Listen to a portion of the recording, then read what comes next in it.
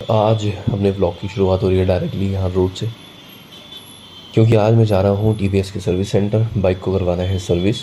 Bike के अंदर कुछ कंप्लेन है जो टूर पे ही पता चल रही थी मुझे, लेकिन मैंने वहाँ पे उस टाइम पे आपको बताया नहीं था इसके बारे में कि ऐसा कुछ परेशानी बाइक में आ रही है। लेकिन इस बाइक के अंदर जो फ्रंट ब्रेक परफॉर्म नहीं कर रहे थे। सही तरीके से फ्रंट ब्रेक काम नहीं कर रहे। और हिल राइड अगर कर रहे हो, अगर आप कॉर्नरिंग कर रहे हो, तो उस टाइम पे बहुत ज़्यादा ज़रूरी होता है कि ब्रेक्स सही तरीके से काम करें। एक इशू तो हिल्स पे आता है हीटिंग वाला, कि हीट होकर ब्रेक काम नहीं करते। इसके नॉर्मली भी ब्रेक काम नहीं कर रहे थे। जो ग्रिप थी ब्रेक्स की वो काफ़ी कम हो गई थी। तो ब्रेक्स के अंदर जो इशू है आज उसको रिजॉल्व कराना है। तो ये एक कंप्लेन है बाइक के अंदर। तो आज के ब्लॉग की शुरुआत करते हैं यहीं से। हेलो यार, मेरा नाम है आरिफ सफ़ी और अब मैं आपसे डायरेक्टली मुलाकात करता हूँ टीवीएस के सर्विस सेंटर पहुँच। सुबह के 8 बज चुके और मैं फ़िलहाल टीवीएस सेंटर पे खड़ा हूँ। टीवीएस का सर्विस सेंटर है ये। तो यहाँ पे मैं सर्विस करवाने के लिए आया हूँ। बाइक में कुछ कमी आ रही है क्योंकि अभी टूर से वापस लौट कर आए हैं। तो टूर से हम लोग वेडनेसडे को वापस लौटे थे और आज है हमारा सैटरडे। तो सैटरडे का डे में से मैं कल आया था फ्राइडे को यहाँ पर। लेकिन मसला क्या हुआ था कि इन्होंने बोला कि आपको सही तरीके से सर्विस करानी है और आप लॉन्ग राइड पर लेकर जाते हो अपनी बाइक को। तो आप एक काम करें कि आप ना कल आना, सैटरडे के डे में आना। तो यहाँ पे पर्टिकुलर किसी मैकेनिक से मुझे सर्विस करानी है। कुछ एक मैकेनिक है जिनसे मुझे सर्विस करानी है सही तरीके से। बाइक में कुछ छोटी मोटी दिक्कतें भी हैं। छोटी मोटी दिक्कत क्या मतलब, कहीं से कोई हल्का सा साउंड आ रहा है, वो डिस्टर्ब तो नहीं कर रहा या वो कोई परेशानी तो नहीं, लेकिन वो चेक करवाना है कि क्या दिक्कत आ रही है उसके अंदर। तो फिलहाल मैं टीवीएस सर्विस सेंटर पर आया हुआ हूँ। ये अपना वाची खड़ी हुई है। ऐसा हो सकता है कि 10 से 15 दिन के अंदर फिर हम लोग किसी तरफ जाएँ। मोस्ट प्रोबेबली अमृतसर की तरफ हम लोग मूव करेंगे। तो इसलिए पहले इसकी सर्विस करवा रहे हैं सही तरीके से, कि सही तरीके से सर्विस हो जाएगी।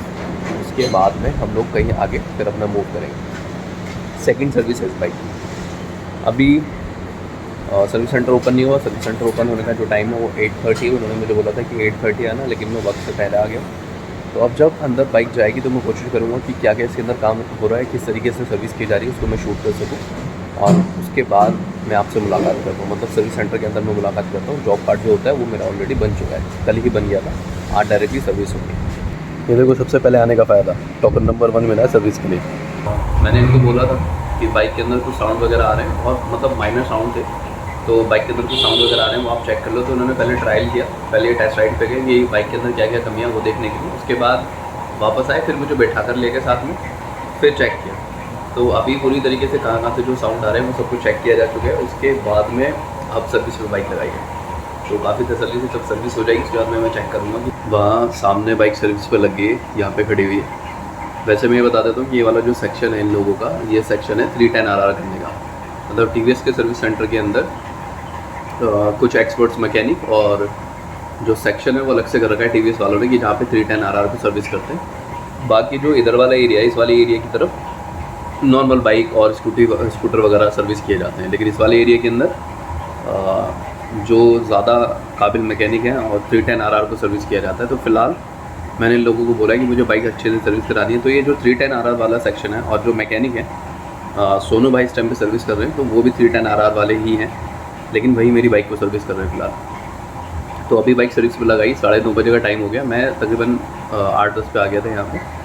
डिस्पैच का जो मसला आया था टूट के ऊपर, तो डिस्पैच को अभी ओपन किया जा रहा है। सोनू भाई ओपन कर रहे हैं, और सोनू भाई यहाँ के सबसे काबिल मिस्त्रियों में से एक हैं जो यहाँ पे बंदे 310 RR को सर्विस करते हैं। सोनू भाई 310 RR की सर्विस करने के लिए हैं, और ये कंपार्टमेंट भी 310 RR वाला है। तो सोनू भाई फ़िलहाल डिस्पैच को चेक कर रहे हैं, और इनकी रिकमेंडेशन है कि मैं इसको चेंज करा दूँ।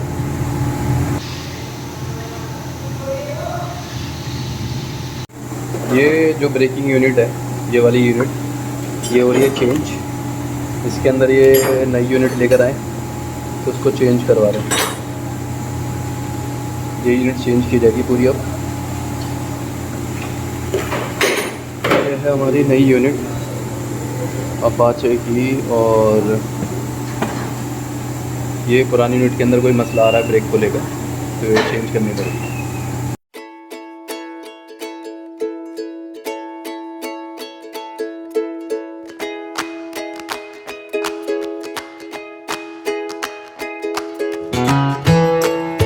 ये पूरी नई ब्रेकिंग यूनिट खुल चुकी है, सोनू भाई के हाथ में है फ़िलहाल। जो पुरानी वाली यूनिट थी उसको निकाल दिया गया है क्योंकि उसके अंदर जो प्रॉब्लम थी वो रिज़ॉल्व नहीं हो रही थी। इस वाली ब्रेकिंग यूनिट को लगाया जाएगा। इसके अंदर ऑलरेडी डिस्क पैड है जो नए हैं, यानी अब मुझे डिस्क पैड अलग से चेंज करवाने की ज़रूरत नहीं है। इस पूरी ब्रेकिंग असेंबली के अंदर जो डिस्क पैड है वो ऑलरेडी आते हैं, तो ये इसको फिट करेंगे। और उसके बाद में उम्मीद है कि जो ब्रेकिंग प्रॉब्लम आ रही थी, जो ब्रेकिंग फीडबैक नहीं मिल रहा था बाइक से, वो अब मिलने लग जाएगा। नई लगने के बाद में एकदम से तो काम नहीं करेगी क्योंकि जो नए डिस्क पैड होते हैं वो एकदम से काम नहीं करते, थोड़ा सा वक्त लेते हैं। अब कुछ दिनों के बाद में पता चलेगा कि इसके जो ब्रेक्स हैं बाइक के वो किस तरीके से परफॉर्म कर रहे हैं। ब्रेकिंग यूनिट वगैरह चेंज हो गई है। मैं फ़िलहाल कस्टमर लाउंज में जाके बैठ जाता हूँ। काम तो ठीक तरीके से चल रहा है अभी तक। मैं बीच बीच में उधर जाता हूँ, फिर आकर बैठ जाता हूँ क्योंकि ऐसे अलाउ नहीं है काम करते हुए बीच बीच में लोगों को डिस्टर्ब करें। फिर भी मैं चला जाता हूँ कुछ देखने के लिए किस तरीके से मसले चल रहे हैं। तो फिलहाल मैं थोड़ा यहाँ पर बैठता हूँ। उसके बाद में उन्होंने बोला कि अभी थोड़ा टाइम लगेगा। मेरे सामने ही वैसे सर्विस हो रही है, मतलब मैं यहाँ बैठ के भी देख सकता हूँ। तो उन्होंने बोला थोड़ा टाइम लगेगा, उसके बाद में देखते हैं कितना टाइम लगने वाला है। बाइक की पूरी तरीके से सही हो जाएगी, उसके बाद लेके चलेंगे यहाँ से। बाइक अपनी ऑलमोस्ट रेडी हो चुकी है। और मिरर का जो मसला था, ये वाला मिरर जो नीचे की तरफ लटकता रहता था, इसको टाइट कर दिया गया है यहीं पर। और ये लूज़ भी था इस जगह से, मतलब ऐसे ऐसे घूम भी रहा था, तो इसको यहाँ से भी टाइट कर दिया गया है और इसको यहाँ से भी टाइट कर दिया गया है और इसको भी टाइट कर दिया गया है। अभी हल्के फोर्स से तो नहीं हिलने वाले हैं, मतलब जैसे हैं ये जैसे एडजस्ट कर दिए गए वैसे ही रहने वाले हैं। सर्विस ऑलमोस्ट मुझे लग रहा है कि कंप्लीट हो चुकी है। अब बाइक नीचे वॉशिंग पे जाएगी, उसके बाद पेमेंट वगैरह देखते हैं कितना काम रह गया। सोनू भाई फ़िलहाल ले जा रहे हैं बाइक को नीचे की तरफ। अब मसला ये है कि बाइक में कुछ गड्ढे में जाने में खटखट साउंड था, मतलब टेस्ट राइड लेनी है सर्विस होने के बाद में, किस तरीके से सर्विस हुई है या नहीं हुई। इसको बाइक को टेस्ट राइड लेके कोई कमी नहीं हुई तो नीचे छोड़ देंगे अब ये वॉशिंग के लिए। अब जाना है वापस ऊपर, और वापस ऊपर जाने की वजह यह है कि बाइक के अंदर जो साउंड था वो अभी भी आ रहा है। मतलब बाइक जब गड्ढों वड्ढों में जा रही है ना तब एक साउंड आ रहा है, तो वो साउंड अभी भी आ रहा है। और उसको चेक करने के लिए वापस लाई गई है बाइक ऊपर, इसमें क्या साउंड है। अब देखते हैं, करते हैं साउंड का इंतजाम। ये आगे फिर तो बाइक टेस्ट राइड लेकर वापस आ रही है। साउंड अभी भी आ रहा है, और साउंड अगर अभी भी आ रहा है तो उसके अंदर इसको वापस से चेक किया जाएगा। बहुत शिद्दत से सोनू भाई चेक कर रहे हैं, घूसा मार मार के ये कहाँ से साउंड आ रहा है। अभी कहीं से साउंड नहीं आ रहा है, लेकिन जब गड्ढे में जाती है तो ठक ठक ठक ठक का हल्का सा साउंड आता है, आगे से ही आता है। अब पता नहीं कहाँ से आ रहा है। अब चेक हो रही है ये पूरी तरीके से कि साउंड है कहाँ। 2 बजे का टाइम हो गया है। मामला थोड़ा सा लेट हो चुका है क्योंकि बीच में हो गया था लंच। फिलहाल सर्विस कंप्लीट हो चुकी है, वॉश हो चुकी है बाइक। पीछे मनीष है, मनीष करवा रहा है बिलिंग उधर कहीं काउंटर पे। और उसके बाद में बाइक लेके जाने वाले हैं। बाइक तो मुझे ऐसा लग रहा है कि काफ़ी सही तरीके से सर्विस हो गई है। तो फाइनली ये वाला जो ब्लॉग है इस ब्लॉग को करते हैं यहीं पर एंड, और मिलता हूँ फिर मैं आपसे नेक्स्ट ब्लॉग के अंदर कुछ और काम करते हैं।